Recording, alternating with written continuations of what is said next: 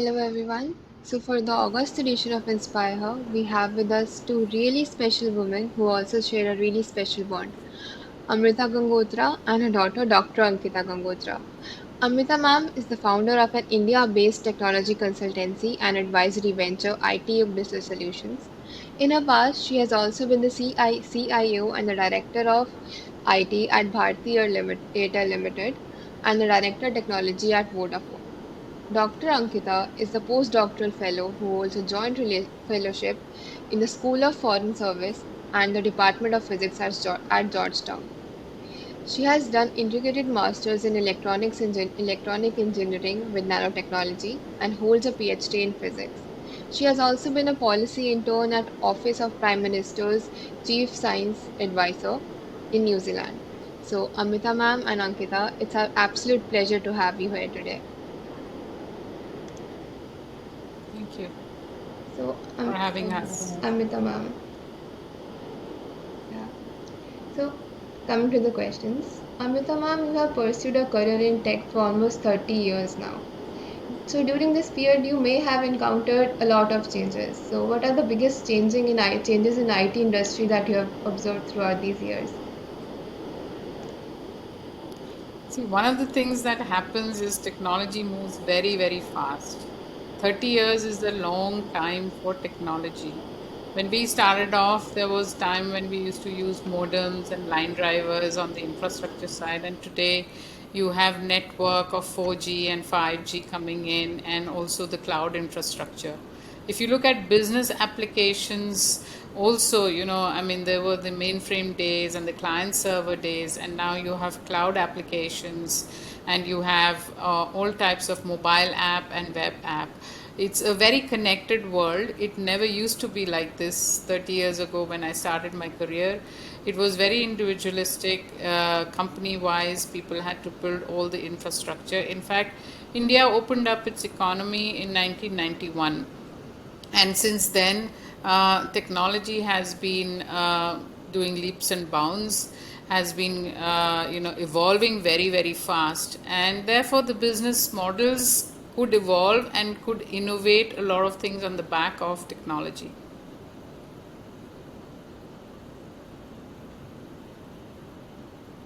Yeah, I do agree. Technology is changing like every day. We just have to keep the pace with it.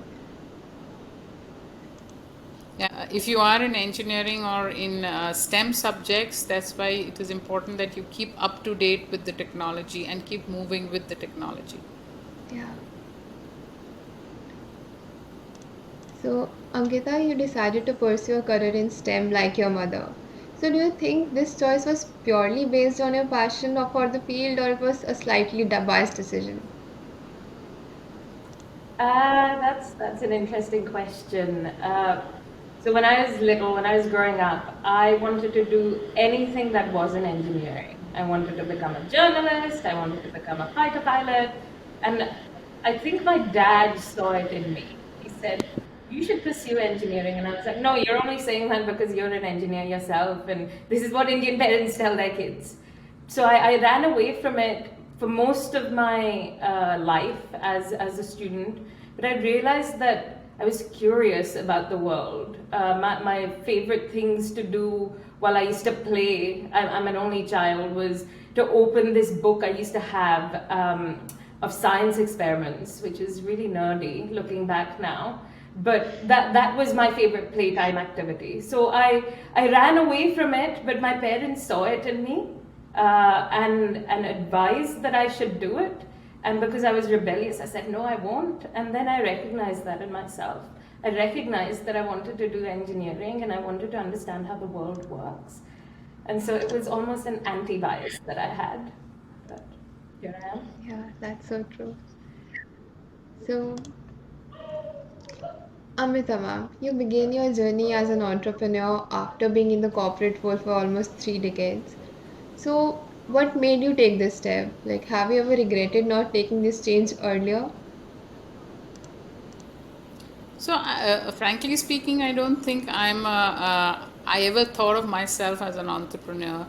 I was through and through, as you know, a corporate person as such. Ours is quite an interesting story. Ankita went off to study and do her undergrad in engineering in the UK.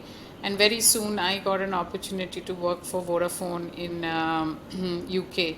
And so at least we were there because Ankita's dad, my husband, didn't move actually. He has his own business in India. So he used to commute. And after a few years, then Ankita moved off to New Zealand to do her PhD after finishing her undergrad and master's in engineering in the UK. So it was three of us in three different continents. So I decided to come back and I was advised to try my hand on entrepreneurship. It's quite different actually trying to switch roles in this fashion. No, I don't regret it because I have really thoroughly enjoyed myself in the last 3 years, much better than my own expectations, I would say. And if you look at my career, every 8 to 10 years, I have been evolving myself, reinventing myself. And so this was another opportunity to learn, to jump into the deep end of new things, and then take that challenge on. Whether I would have done it earlier, I don't know, because I would say that every opportunity that came my way, or I took it up and I then learned to, make it a success. Okay, so what advice would you give to the budding entrepreneurs? Like, should they gain some experience before going towards entrepreneurship or just start right away? I think everybody is pondering on this question a lot when they are studying what next and what should they do. There is no straight answer, and it doesn't fit. The answer doesn't fit everybody really. It depends on the circumstances, the need, and the wish that a person has. Frankly, if you have to work because you have to support a family, or you really like to go into corporate, then of course that's a choice you can make. Now, if the entrepreneurship bug has bitten you, then you need to really plan it out. Maybe you have an innovative idea, maybe you have support from your family, and therefore you have the money to start off. But I would say, personally, I think having a corporate experience is extremely important to make a success out of any startup or any entrepreneurship venture that you would take. Mainly because you would then understand how large organizations or even mid-sized organizations run. It's not only about technology or innovation, because when you're running a company or a startup, there are many, many other things. There are processes, there are different functions, there is hiring process, there are regulatory issues, there are legal issues. So you have to know that all of them together. Not to say that there aren't people who start off becoming an entrepreneur from the very beginning after just finishing their college, and some, they drop out of college, like you see Steve Jobs and so on and so forth. But there are few of them only. But mostly I would advise that you have a few years of corporate experience before you start off on your own venture. Yeah, I do agree that one should those few years are really important. Like we just are stepping into the workflow, so that few years are really important before starting the own Yes, venture. then you Yeah. at least understand in a holistic manner. Ankita, you have taken a very unconventional path. Like first you did integrated masters and then pursued PhD in physics, and now you are doing policy making. So what made you choose this path? Uh, I mean, there are two things, I guess. I've always been incredibly curious about how the world works, asking a million questions since I was little. I've been told about everything. And the other thing is, I'm very easily bored. So it's not like I set off saying, right, this is the weird circuitous path that I'm going to take towards where I am now. It was basically just embracing whatever challenges came my way, or embracing whatever opportunities came my way. So I did engineering, but I chose to do a degree that offered training in nanotechnology as well, because I knew that was at the forefront of science about 10 years ago. It still is. From there, I went on to pursue a PhD in physics, but the running joke was that I was building an engineering tool for studying biological particles in a chemistry lab, but in the Department of Physics. So it was a very different sort of, research project that I was working on. And then from then on, I said, yes, research is great, but I need to explore what else research can offer to the world, which is why I chose to do policy. I wanted to understand, I'd been in industry by then through internships, or I'd worked for a startup for a year. And I've seen what academia has to offer, of course, but I wanted to see what science policy making looks like, what our policymakers are doing, especially in the day and age of sort of science denial or pseudoscience, being quite prevalent. I wanted to see how the science decisions are made at the government level, and that's why I am where I am. But maybe the next 5 years will look completely different for me. So it's all about embracing whatever opportunity comes my way. Whatever is the weirdest opportunity that comes my way, which is unconventional, I think I've... Yeah, what I was saying, Ananya, is that the world has changed a lot. When we started off, there were just a couple of streams. Either you became a doctor or you became an engineer, and then you did your MBA, and then you did your corporate life. The important thing to understand in today's world is that if you did engineering, there are still so many options available to you, that you can do what you feel like and whatever is your passion. To earn from what you like to do and what you have passion for, that is the most important thing. That is why, there is not one fixed option of career today. There are so many options. Just exploring that, being able to know about those things, and the world is open out. I mean, when we were there in our 80s and 90s, at that time, just to go outside India to study was a big deal. Whether you talk about money, or you talk about restrictions of even buying dollars, or just getting a passport. I mean, my first passport came after a year, right? I mean, that is not the situation today. So this generation is very lucky that there are so many options. Yes, it does muddle up things because of that. It becomes difficult to choose, but getting the right coaching, understanding, reading, and researching what you like, and going deeper into that using your education is a great thing to do in today's world.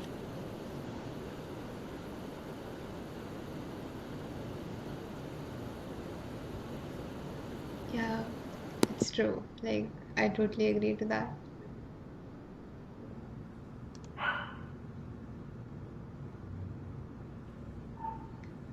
Okay, so Amrita ma'am, as a student, I'm going through a phase like where I can't decide what I want to do further.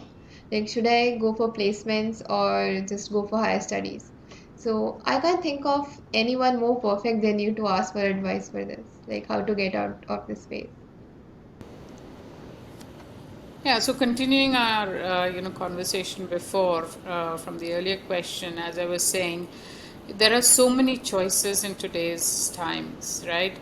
And therefore, the one thing that you have to do is follow your passion. If you see what Ankita is doing, is she's curious, she's following her passion, she's exploring, and therefore her career is not following a particular path, but she's doing what she likes.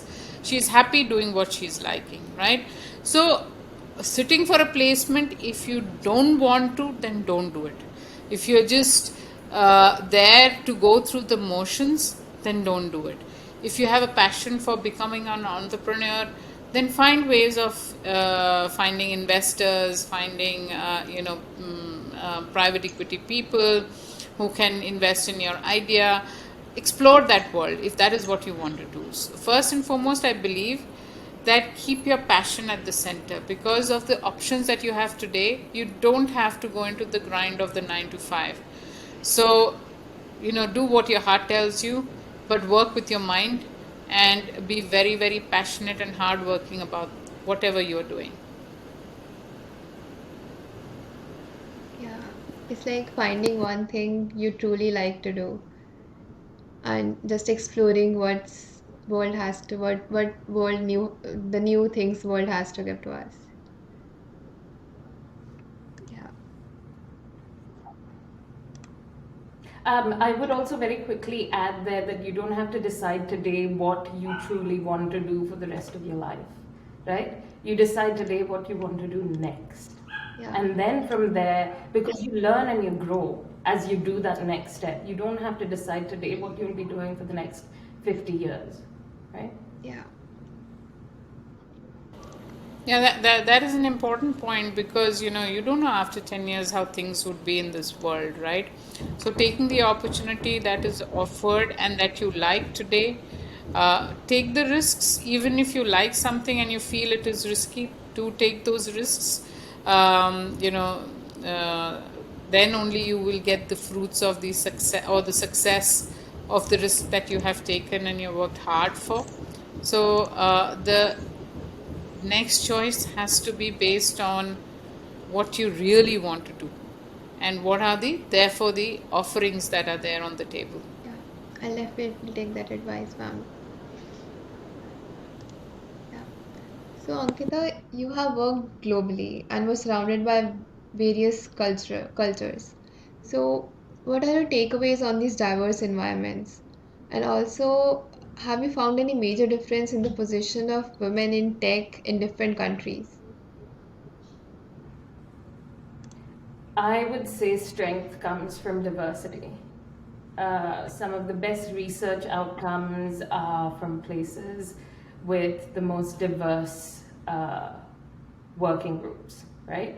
I have enjoyed it most when I've had people of color, people of color, or women, or people from the LGBTQI plus communities working together, bringing the diverse backgrounds to whatever work we're doing. Homogenous working groups never help, and that is especially true in research. In fact, this has been proven.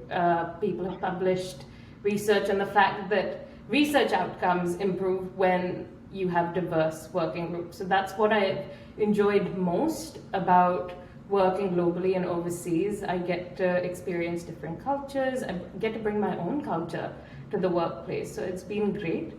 And I definitely now, when I think about that next step, I look at what are the most diverse places I can go to, where I can bring my expertise, but also that are diverse and are supportive of diverse communities. And so that's a big factor in how I decide where I'll go next. And as for women in tech, I think I'll comment on women in academia because that has been my background. And I will say that we have a long way to go. Yeah, there are of course more women in academic positions in some countries more than others, but we have a long way to go.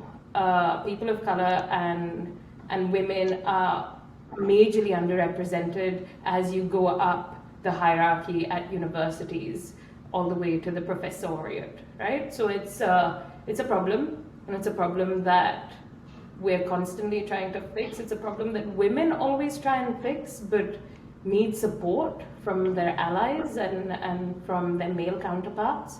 But yeah, that's what I would say.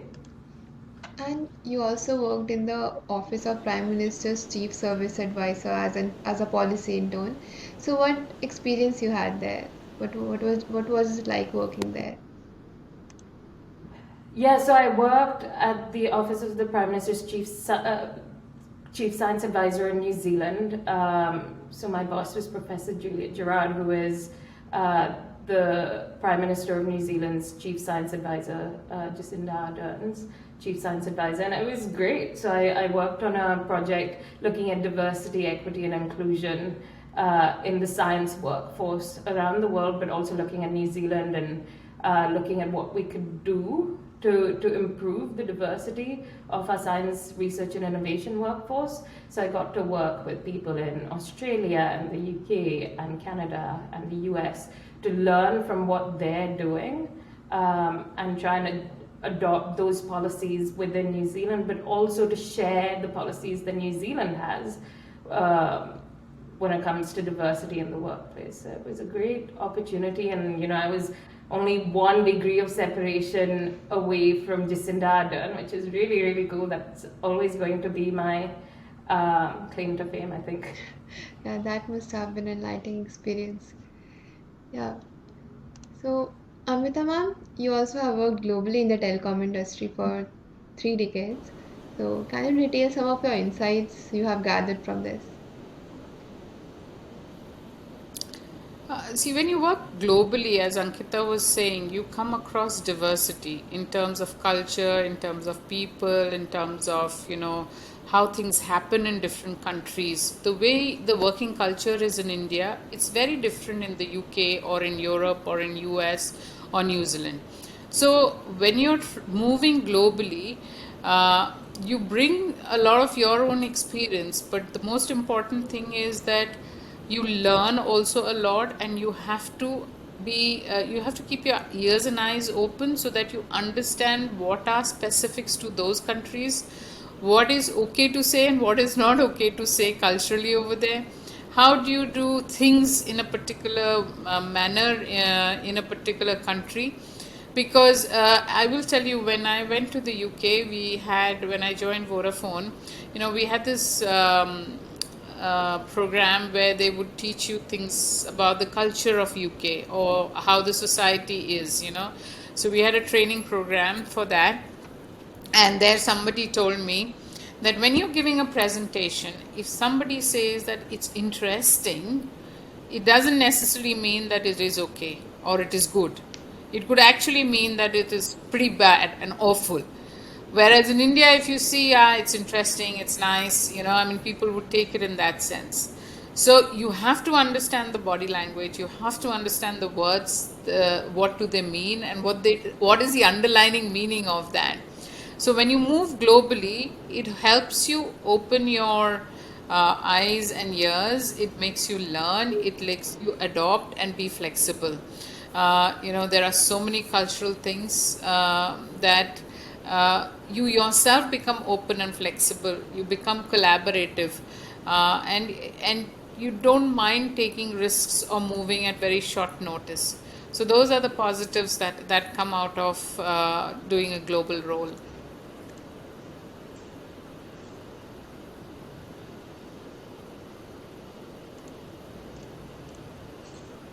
Yeah, that's true.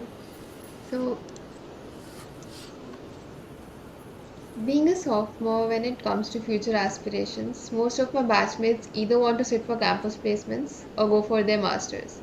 I've hardly came across anyone who wants to pursue research because of job stability issues and less funding. But Ankita, you took up research instead of going for the jobs in the corporate sector. So, what are your takeaways on this? Yeah, I knew very early on that a corporate 9 to 5 was not for me. That was not going to be my life. As but I wanted to pursue engineering, and beyond that, I wanted to learn how the world works and try and ask some of the most difficult questions and try and answer them when it comes to science and technology. So that was my main aim, and I will say there was privilege involved, right? My parents could support me to go overseas and do my undergraduate degree, which was an integrated master's, and from then on, it was up to me. But privilege was a big part of it, and you don't get paid enough. That's true. We have to learn to survive as a young baby academic. So it was some would call it a tough choice, but not really for me. There are problems with funding within academia. that are major challenges to people trying to stay, especially women who want to then start their families, or not just women, I would say men as well. So it can be quite challenging, and it's a precarious job, but it comes with its perks. It's not a normal 9 to 5. You are basically your own boss. You get to ask questions that nobody has asked before and try and answer them. You get to, before COVID, you get to travel the world and meet people from around the world, collaborate with them, and go to academic conferences. And depending on how this COVID situation evolves, I might be going to Glasgow for COP26, which is the world's biggest climate change conference, for example. So there are a lot of perks, but of course you can only embrace them if you are privileged, I would say. So I will acknowledge that. But I will also say that, you say that a lot of people might not pursue it, but my research group here at Georgetown, so I'm in physics and also the School of Foreign Service, it's a joint position, but my research group in physics actually has 3 Indians, including me. So there's one guy who grew up in the US and did his PhD here, and he's part of our research group. There's this lady who did all of her schooling, her education, and even her PhD from India, and she's there. And I'm, I guess, the person in the middle who did her schooling from India, but then pursued higher education overseas. So it's not like people in India aren't picking up on these opportunities. It just depends on how you can open your mind and whether you can step out of your comfort zone a little, if that's possible for you. And yeah, it's an exciting world. A corporate 9 to 5 was never for me. Yeah, that's totally depend on person to person if they want to pursue anything, like really step out of their comfort zone. Yeah, and I would also say that I always wanted to do something for humanity or for the planet, and that's what I'm doing. That's what lets me sleep at night. So yeah, the job seen as precarious, but I'm happy doing what I'm doing right now. Yeah, that's great. So, do you have any closing thoughts and advice for our audience, like the majority of who will be starting as freshers in the different industries in a year? So do you have any From my advice perspective, for if the you really freshers? look at it, yeah. Yeah, so from my perspective, if I go first, is as I said, follow your passion, because if you don't do that, and if you do what the society is telling you and what is the expectation all over with you, and you get pressurized in doing what you don't like, in 10 years, 15 years, it will become a drudgery for you. You are not going to enjoy your job. You will not get up from the bed on Monday morning and like to go to work. Right? So keep that in mind. Always pick on something that you like and love, in fact, and have passion for, and everything else will actually fall in place. If making money is really something that you want to do, then find something that makes money, but you like doing that then. If it's about research and if it's about, finding or exploring the world, and money then shouldn't matter. So you have to be very clear on your parameters on what you want to do and what you like, and then build your career around that. Not the other way around, not because 90% or 95% of the people are sitting for placement or are doing their MBA or or joining a high paying job and so on and so forth. So that's my only advice really. Throughout your life, you will be really happy if you follow your passion and what you like. There are so many options in today's world. Yeah, that's some really great advice. It will be really Ankita, you helpful want to for go? all the freshers who are tuning in. I think my mother stole my thunder, because that's pretty much what I was going to say, that success and money are one thing, but you really want to follow your happiness. You want to be able to wake up every day and go to work. 5 days out of the 7, you're going to be at work. Maybe it'll be 4 days in the future. But you want to be able to get up in the morning, and and that is my definition of success, right? Are you happy doing what you're doing right now? Do you want to go to work? And so I would say that. And of course, my other big advice would be, do not follow the status quo. Make your own path. It's all cliched stuff, I know, but forge your own path. Don't take no for an answer. Even if you think that it's an odd path and who does something like that, try and follow it. See what happens there. If it's something that interests you, try and go there, go down that path. And the last thing I would say is, when there are various options in life, try and choose the path where you think you have the least regret, even though it's risky. So one example is, I was faced with either joining the Bank of America as a technology analyst or moving to the other side of the world and becoming a researcher and pursuing a PhD in physics. And my mother said, if you wanted to move any further away from us, you'd move to the moon. But you know, but I wanted to choose the option where I'd have the least regret. And Yeah, and then I like to say that when she chose this option, she did also get through Oxford, and then that's a choice she took to say that I will continue with the choice I made. So those are the things yeah, in life that matters, and then your life revolves around and gets created around that. When I joined the telecom industry in 2002, I had no idea what I was getting into. I didn't even understand what telecom was, but I took the plunge. And then it was a roller coaster ride, because that was the golden era for telecom in India, where we had, every month we were adding 10 million customers, which meant the technology pressures were extremely high, but we were working as a team and we were really enjoying ourselves building a corporation that has become very well known all over the world, Bharti Airtel. So those are the things that you have to take with both hands when opportunities come your way. Yeah. yeah. And I guess I would also say there, that your support network needs to be strong. You can't just take those decisions by yourself. Often you're unable to. That's why you lean on your family, on your parents. So I'd say I leaned on my parents, my husband now.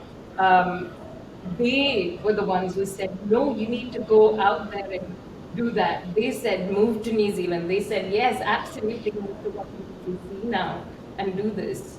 Often, and in fact, most importantly, we need to lean on those that are closest to us, and we also need to be supportive of each other, right? If there are any parents listening out there, please be supportive of your children's decisions, even though they're weird and wacky and not something that's conventional.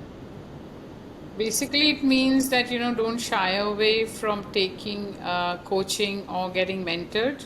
That's one. Second is that network. Get to know more and more people. People are more on Facebook and Instagram and they make friends.